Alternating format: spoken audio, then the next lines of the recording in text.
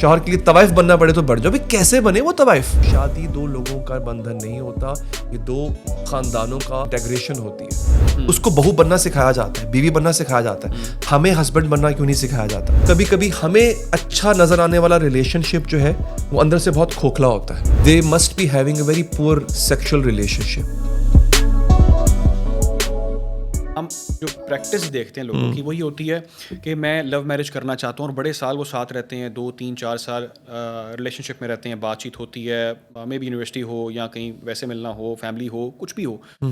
उसमें जो एक्सपेक्टेशंस होती हैं, आप एक रियल फेस कहते हैं मैंने बंदे का देखा है, बहुत अच्छा है, वो ऐसे रखेगा वैसे रखेगा, सब्ज बाग जिसे हम कहते हैं वो दिखाए दिखाता जाते है। हैं, अब जब शादी होती है तो वो एक्सपेक्टेशंस बिल्कुल उसके ऑपोजिट सामने आती हैं। वो कहती हैं तुम तो वो बंदे नहीं से मैंने प्यार किया था। ट्रू। मतलब तुमने शादी से पहले कहा कि मुझे खुश रखोगे, मेरे साथ टाइम स्पेंड करोगे, ये आई लव यू कहोगे, Yeah. ये सारी बातें कहाँ हैं? मैंने तो XYZ से शादी की थी ना, अब तो वो ABC निकल आया बंदा। ट्रू। ये वाला गैप क्यों होता है? किसमें फॉल्ट? क्या खातून ज़्यादा एक्सपेक्ट कर रही होती है या वो बंदा जो है वाकई में वो शादी के बाद कहता है मैं तो तुम्हें ड्रामा करने इस तरह करके लेके आया था, झूठ बोल के लाया था? देखिए, ये जो होता है ना date culture, it is date. इसको आप कोर्टशिप पीरियड कह ले। वो जो आजकल बड़ा एक अच्छा टर्म यूज किया जाता है इसके लिए कि बिफोर मैरिज जो आपके एक साथ आपका साथ गुजरता है उसको कोर्टशिप पीरियड कहते हैं। फाइन, ठीक है जी। या मंगनी का टाइम कह लें आप, उसे कोर्टशिप पीरियड कहते हैं। उसमें हो ये रहा है कि आप एक दूसरे को तो समझ रहे हो, लेकिन उसमें आप दोनों एक दूसरे को अपना बेस्ट वर्जन प्रेजेंट कर रहे हो, the most fabricated and the most engineered version of your self इतने साल तक आप करते हो। अच्छा, ये अननेचुरल, ये एक सबकॉन्शियसली हो रहा होता है। ये आप देखिए, अब फॉर एग्जांपल आप इस पॉडकास्ट के लिए मैं अच्छी शर्ट निकाल के लेके आया आपकी, चलिए ठीक है, आपके साथ बैठेंगे, ये ऑन एयर होगा, लोग देखेंगे, आई शुड लुक गुड। मैंने हेयर डू किया, आपने हेयर डू किया, ये क्या था?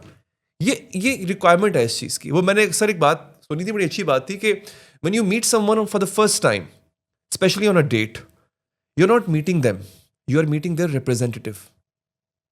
और रिप्रेजेंटेटिव हमेशा अच्छे से रिप्रेजेंट करता है अपने आप को, बेस्ट जो होता है वो देता है। मैं दोबारा ये कहता हूँ, शादी के अंदर फैमिलीज इन्वॉल्व होती हैं, और आज की नौजवान नस्ल इस बात को नहीं समझ रही है। उनको समझना चाहिए। एक शख्स कितना अच्छा है आपके साथ, आप जब डिनर पे जाते हो उसके साथ, मूवी देखने जाते हो, you hanging out with that person, वो कितना अच्छा है आपके साथ, लेकिन क्या हकीकत में वो ऐसा है या नहीं है? आप देखो कि वो ना, वो फ्रॉम वेयर ही स्टेमिंग, वो कहां से उग रहा है। उस गमले को देखो जाके, उस गमले में देखो कि वहां पे जड़ी बूटियां तो नहीं है, वहां पे अननेसेसरी हर्ब्स तो नहीं है। आप उसकी जो शाख है, उसकी जो एक वो स्टेम है, आप उसको देख रहे होते हो। आप ये नहीं देख रहे हो कि उसकी रूट कहां से हो रही है। रूट के लिए मैं हमेशा कहता हूं, शादी दो लोगों का बंधन नहीं होता, ये दो खानदानों का, दो फैमिलीज का एक वो होता है, इंटीग्रेशन होती है।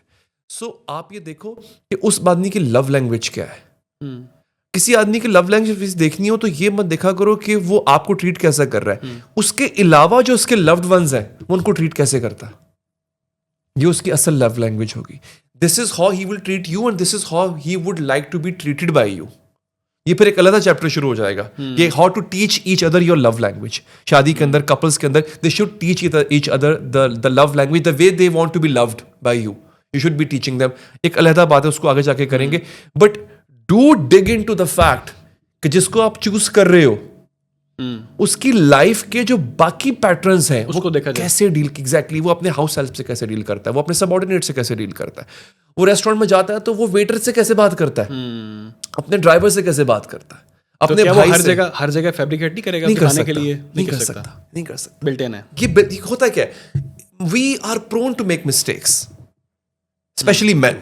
मैं अगर अपने आप को रिप्रेजेंट कर रहा हूं, या क्या कहते हैं, मर्द जाति को रिप्रेजेंट कर रहा हूं, we are so careless, men are careless, और हम लूज एंड छोड़ जाते होते हैं। हाँ, कोई एक्सेप्शन हो कि बहुत ही जीनियस माइंड हो। ये बताएं कि अभी सवालात बहुत ज़्यादा हैं, मैंने बहुत सारे क्वेश्चंस करने हैं आपसे, और मैंने इस कम टाइम के अंदर मैक्सिमम जो है ना वो, ठीक, I will try to remain brief, वो चीज़ें मैंने आपसे अब मुझे ये बताएं कि लव मैरिज हो गई और दोनों में बड़ा प्यार था, बड़ी मोहब्बत थी, सब कुछ परफेक्ट जा रहा है, बीवी बहुत अच्छी है, बहुत ख्याल करती है, बहुत प्यार देती है, कोई कमी नहीं है, everything is perfect, but I have seen people my self, they do cheat. उनके रिलेशंस हैं बाहर, एक्स्ट्रा मैरिटल अफेयर्स उनके हैं, क्यों है? मतलब इस very very very good question. Even हम खुद देखते हैं लोगों को, बिल्कुल करते हैं ऐसा. क्यों? ओके, अब इसके पीछे बहुत से फैक्टर्स हैं.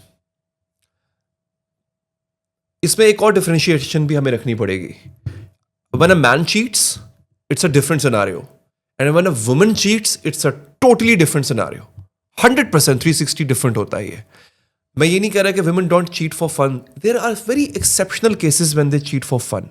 But आदमी क्या है, अब मैं जरा आदमी पे बात कर लेते हैं. फिर आप कहेंगे आदमी के खिलाफ बात करता है. क्या करें, ज़्यादा केसेस उन्हीं के आते हैं. अच्छा देखें, आदमी जो है, वो मैं इसको ब्रीफ कर देता हूँ. कभी कभी हमें अच्छा नजर आने वाला रिलेशनशिप जो है वो अंदर से बहुत खोखला होता है, बहुत शैलो होता है, वो मेड अप होता है. इसे हम बोलते हैं परफॉर्मेटिव रिलेशनशिप, इसको बोला जाता है, जिसमें परफॉर्मेंस है रिलेशनशिप की कि अच्छा रिलेशनशिप है, असल में नहीं है. उसमें कोई एक पार्टी चीट कर रही होती है, नॉट जस्टिफाइड, जस्टिफाई नहीं करेंगे इसको हम, लेकिन एक्सप्लेनेशन दे रहे हैं. अच्छा, दूसरा प्रॉब्लम ये होता है विद मेन कि they don't get validity and appreciation from their spouse, so they outsource that part. अगर उनको अपनी स्पाउस से, क्योंकि हम मोस्ट ऑफ द टाइम्स हमारा जो काम है वो थैंकलेस रह जाता होता है. हम जो काम कर रहे होते हैं ना, ये तो उसकी जिम्मेदारी है, कमाना तो इसकी जिम्मेदारी है. अब आपका पॉडकास्ट मोस्टली सब कॉन्टिनेंट में देखा जा रहा होगा, तो वहां पे मोस्टली ये होता है कि मर्द कमा रहे होते हैं और लड़कियां हाउस वाइफ्स होती हैं, जो कि अपने आप में बहुत बड़ा काम है. I appreciate that. लेकिन होता ये है कि अप्रिशिएट नहीं किया जा रहा होता आदमी को, उसको बाहर से वैलिडेशन मिलती है, वो ग्रैब कर लेता है. अगेन नॉट जस्टिफाइड, कोई जस्टिफिकेशन नहीं है इसकी, लेकिन हम एक्सप्लेनेशन दे रहे हैं कि रीजन क्या बनती है. अब आ जाते हैं one of the most practised way of cheating, fun sake. ये ज्यादा नोट किया मैंने, ये बहुत ज्यादा है. एग्जैक्टली. मतलब मैंने, आप एप्रिसिएशन की बात में आपकी बिल्कुल अंडरस्टैंड कर रहा हूँ, जो आप पॉइंट आप रेज कर रहे हैं, लेकिन मैं ये कह रहा हूँ कि मैंने देखे एप्रिसिएशन भी है कुछ कपल्स में, बहुत ज्यादा, बहुत अच्छी तरह से है, but they have the habit of doing that, मुंह मारना, फिर इंटीमेसी नहीं होगी. They must be having a very poor sexual relationship. और उसमें भी अगेन आदमी, प्रॉब्लम क्या है, इतनी सी बच्ची होगी ना, उसको किचन में भेज देंगे कि कल को ससुराल जाएगी, she should know how to cook. उसको बहू बनना सिखाया जाता है, बीवी बनना सिखाया जाता है. हमें हस्बैंड बनना क्यों नहीं सिखाया जाता?